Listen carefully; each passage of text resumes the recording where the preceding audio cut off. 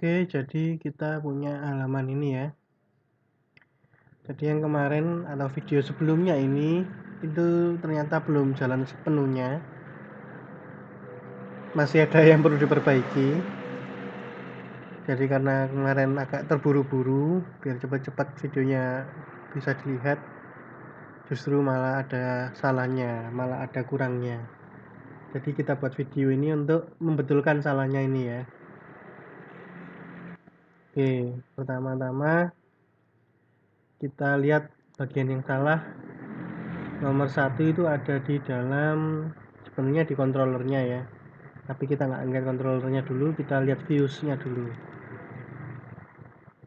Login pagi. Nah di sini nih ada yang salah. Kemarin itu ini nggak ada ya, aset bootstrap CSS, bootstrap min CSS.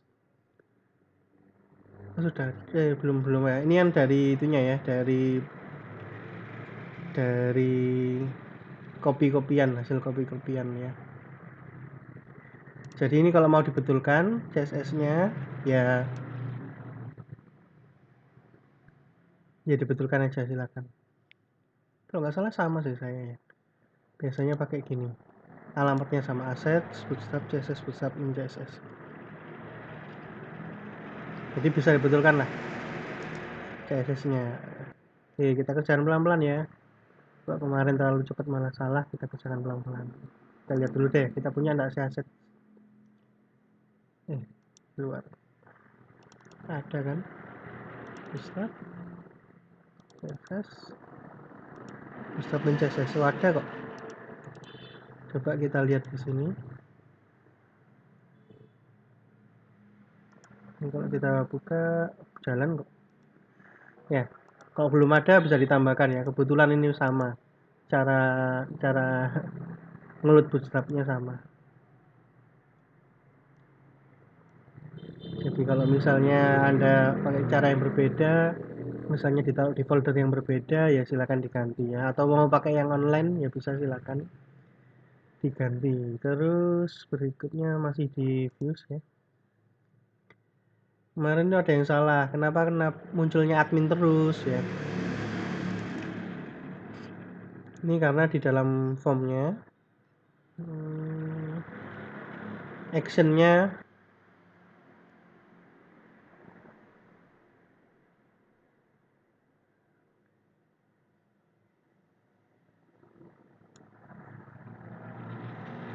jadi ini masuk ke set URL login.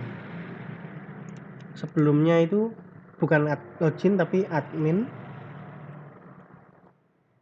login. Ini sebelum yang sebelumnya, di video sebelumnya. Sekarang kita ganti jadi login saja. Kenapa? Karena login kita ini, kita tutup dulu. Login controller ya. Controller login kita ini tidak ada di dalamnya folder yang lain. Kalau kita buat folder misalnya admin, terus di dalam folder admin ini loginnya berada, maka ya tadi yang dituliskan admin garis miring login gitu. Tapi karena loginnya di luar, tidak di dalam folder admin, ya nggak usah ditulisi admin di dalam action dari views-nya, action dari form yang ada di dalam view login page.php. Mana tadi form ini ya. Jadi tinggal login saja tulisannya. Oke, dari view cuma itu yang salah, sama CSS-nya bisa dibetulkan ya. Saya kurang paham kenapa enggak jalan ini. Coba dibetulkan lah, takutnya kelamaan. Jadi ini dulu. Iya, ini kontainernya aja enggak jalan. Kontainernya saja nggak jalan, nggak ada jaraknya. Padahal kalau di load di sini jalan.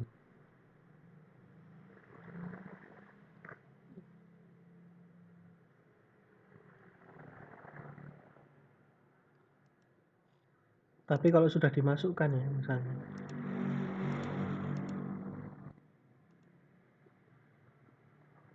Loh, ini kenapa ya? Kalau sudah berhasil dimasukkan sekali, bentuknya berubah ke yang bisa mengaplikasikan bootstrapnya. Tapi kok yang tadi nggak bisa? Ya nanti ya, dicari tahu salahnya di mana. Tapi sementara biarkan gini dulu ya. Jangan dilihat yang atas ini. Lihat ini aja dulu.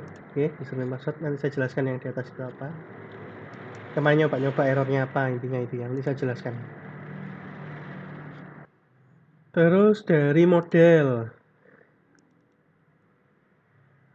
ini yang pertama dari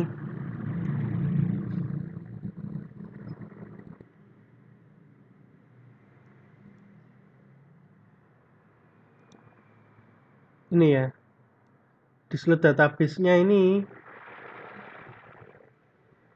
kemarin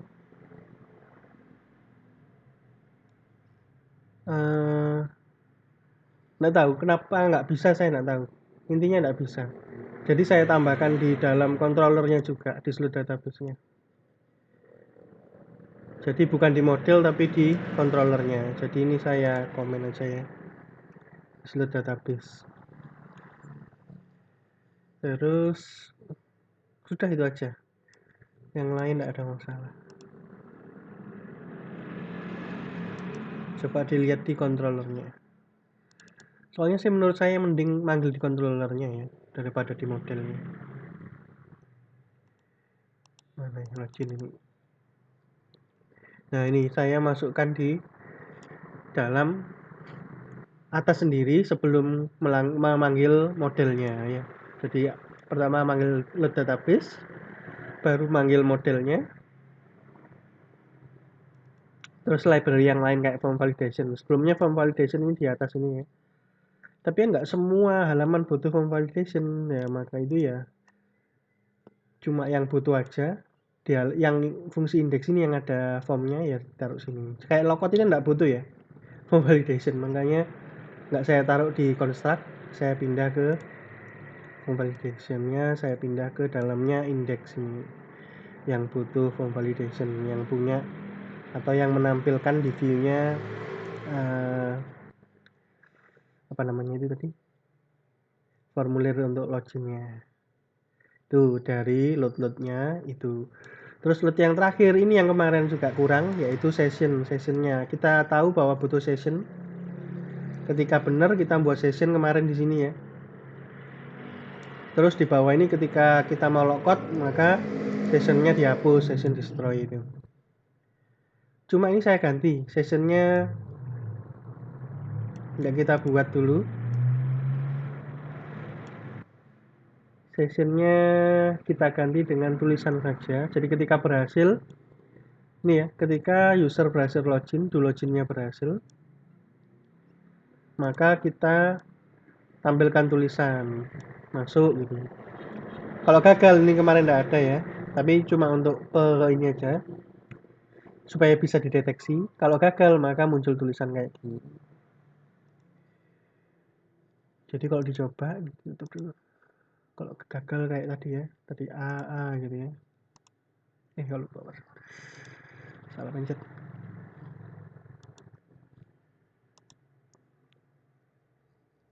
Ini ya tulisannya gagal gitu ya. Yang atas ini apa? Ini cuma untuk ngecek aja yang ada di dalam database itu ini. Terus ini password yang kita input pertamanya A, passwordnya. Terus di dalam database ini.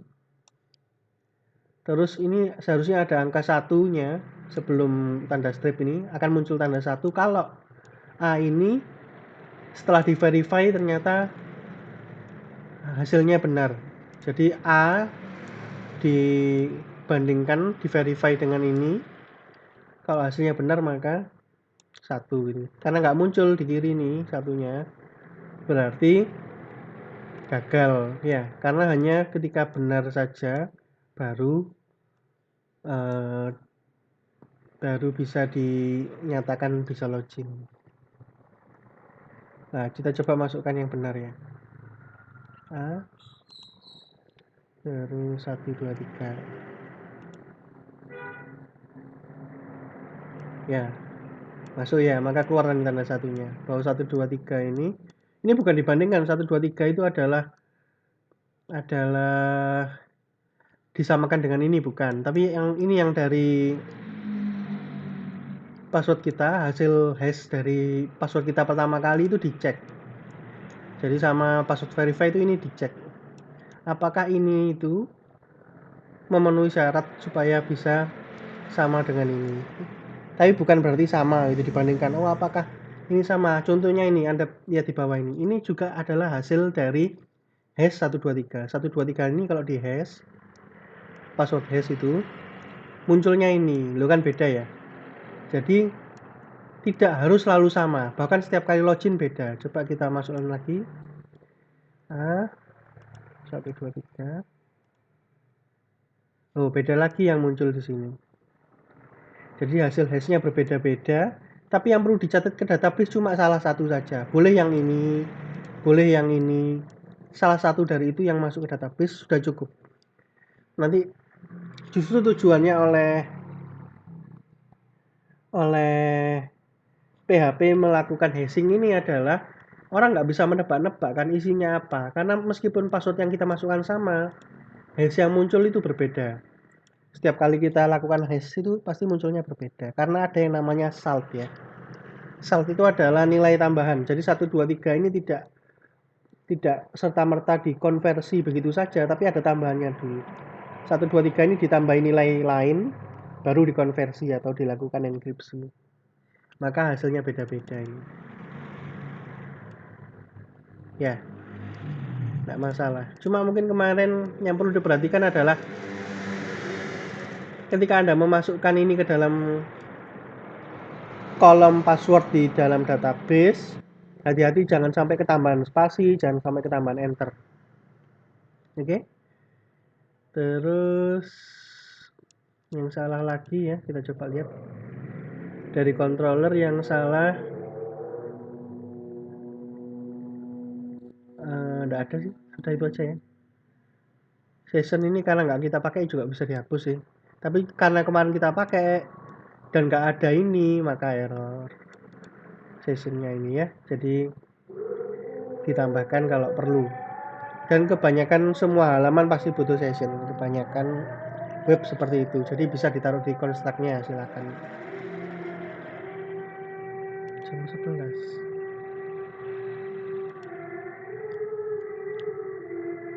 Oke. Jadi untuk membetulkan salahnya kemarin itu ya. Oh iya, terus ini tadi kan ada muncul tulisan hashnya ya. Itu saya taruh di mana ya? Di dalam ini view-nya.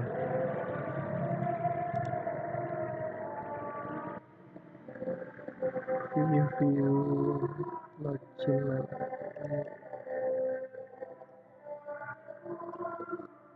Oh bukan, bukan di view-nya. Controllernya juga di modelnya.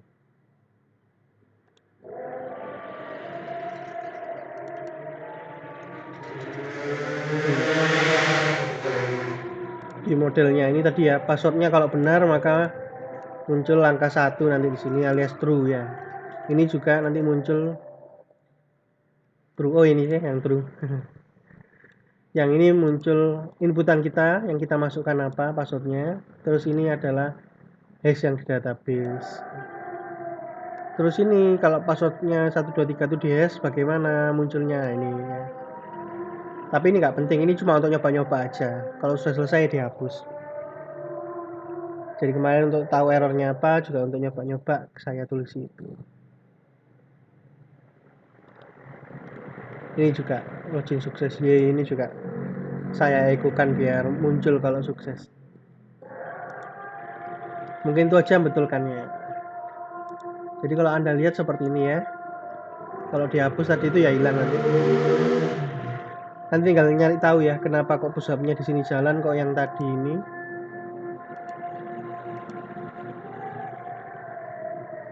nggak jalan. Ya nanti saya cari tahu dulu kenapa. Terus saya tambahi satu materi lagi, yaitu kita bagaimana caranya, ini yang jelek ya, dari hal pencarian hal ini jelek. Yang kedua dari hal menulis, ketika kita nuliskan ya kurang praktis karena kita menuliskan index.php. Jadi halamannya ini kalau saya tuliskan di notepad-nya belum buka. Jadi ini contoh halamannya, nama webnya diikuti dengan index.php, baru nama controllernya ya. Jadi index.php ini ya nggak enak ketika ngetikkan, juga orang juga males ngetikkan index.php-nya karena memang index.php ini nggak penting gitu loh. Dituliskan hanya karena kalau nggak ada bakal error gitu aja ya, bukan karena memang penting, tidak untuk menunjukkan sesuatu apapun gitu, nggak ada maknanya index.php. Jadi untuk ngetikkan merepotkan. Juga untuk search engine, kalau kita mau, Anda tahu search engine itu kan mencari ya, halaman ini kontennya apa. Lah itu kalau ada ininya justru search engine sulit untuk atau tidak dicatat oleh search engine. Semuanya dianggap miliknya index.php, bukan sebagai halaman tertentu. Harusnya login, controller login ini adalah halaman sendiri, bukan termasuk dari index.php. Jadi isinya login ya dicatat untuk login aja. Jadi ketika orang mencari tentang login, baru dimunculkan ini alamat webnya garis miring login, harusnya kayak gitu. Bukan semuanya ada di index.php. Cara menghilangkannya kita bisa pakai cara yang merubah isi dari htdocs-nya. Htdocs-nya ada di public HTML ya. Ini buat kemarin yang buat web hostingnya, nulisnya jangan di sini ya, jangan di root-nya, tapi di public HTML-nya, semua itunya, semua file-file kita. Oke, di sini kita rubah htaccess-nya ini ya. Kalau belum ada bisa membuat file htaccess, tapi di sini sudah ada. Dan sudah ada isinya, ini ada tulisannya jangan dirubah, berarti kita tulis di bawahnya aja. Isinya apa? Isinya adalah ini ya, saya nyentuh dari ini, nanti saya jelaskan isinya apa. Pertama ini rewrite engine on itu adalah berarti di folder atasnya ini. Jadi kita ini kan ada subfolder sebenarnya. Kita ini berada di subfolder dari banyak folder yang ada di dalam web hosting ini. Nah, web hostingnya ini sendiri sudah punya htaccess. Nah, ini rewrite engine on ini artinya kita minta izin untuk membuat atau mengubah rewrite engine, mengubah htaccess yang sudah ada. Terus yang ini adalah kondisi aja, dua ini, baris ke-6 sama 7 ini adalah kondisi. Ketika sebuah file name-nya tidak ditemukan, maka apa yang terjadi? Dan misalnya atau sebuah directory tidak ditemukan, maka apa yang terjadi? Jadi 6 sama 7 ini adalah kondisi gitu ya. Nah ini yang dilakukan aksinya ya. Ketika nggak ditemukan, maka yang terjadi adalah kita menambahkan index.php. Jadi kalau kita nggak nuliskan index.php, maka otomatis diisikan index.php-nya. Walaupun nggak muncul di dalam address bar-nya, nggak muncul. Index.php-nya dimasukkan, dijalankan, ketika menjalankan dia manggil index.php, tapi di address bar nggak memunculkan index.php. $1 ini adalah hal-hal lain di belakangnya. Jadi kalau sebelumnya kita nulisnya nggak gini ya, kita nulisnya, nah ini kita copy dulu. Nama web diikuti dengan langsung nama controllernya.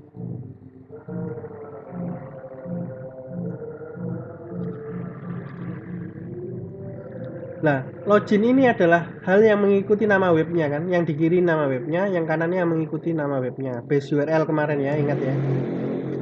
Lah $1 itu apa? $1 itu ini login, atau kalau di belakangnya ada apa ya di belakangnya ditambahin lagi.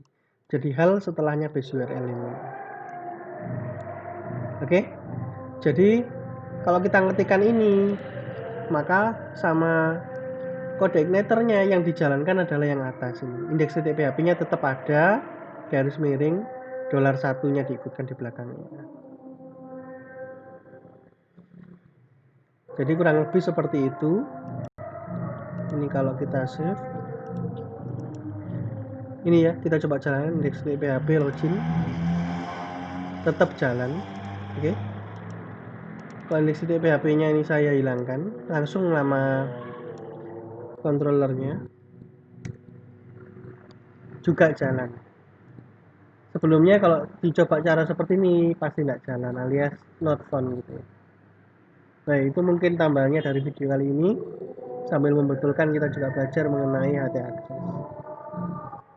HT Access juga bisa digunakan untuk memberi password sebuah folder, jadi foldernya dikasih password sehingga orang mau mengakses file-file situ harus menggunakan password dan lain-lain. Banyak kegunaannya HT Access.